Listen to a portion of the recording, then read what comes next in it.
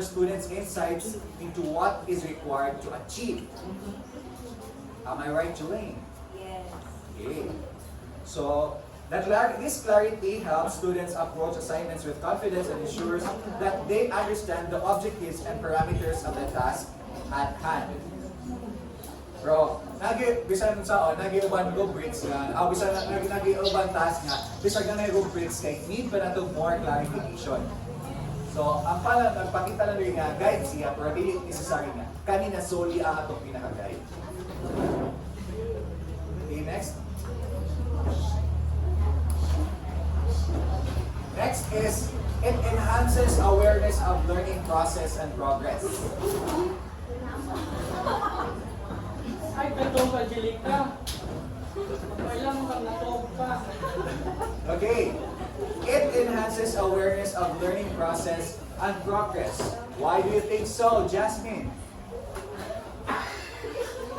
It enhances, ayun sir. Oh, ang rubrics ko no, enhances awareness of learning progress and process.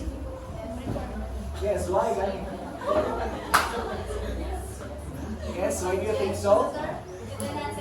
It enhances, Rubrics enhances learning awareness. yeah, because through rubrics, we can say that in this part, the progress na or need mo yun sa improvement learning. So, enhance, then, makakilong kita ng wow, nakalearning mo yun. Okay, thank you. So kung na may rubrics, makaingon taon? Wow! Thank you.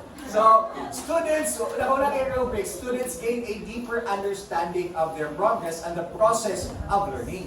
Kaya nakakuha sila na may progress, na may rubrics, nakasabot sila kung unsa di ang kung unsa na ang progress, unsa di development sa ilang learning.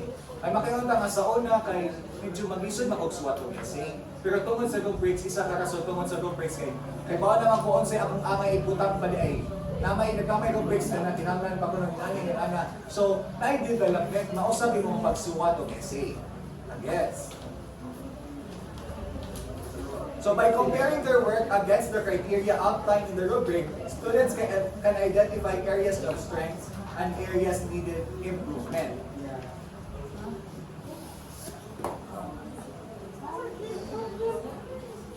So, kung ato ang kuan, naman ko tayo gitawag di ba self-assessment and peer assessment. So, kani siya, example ni siya sa self-assessment. Wala atong output, atong i-compare sa rubrics, atong ikuan nga kung nakita ba sa atong output ang gipangita sa rubrics. So, diha na ito masabtan kung unsa atong strength, unsa ang learning, unsa ang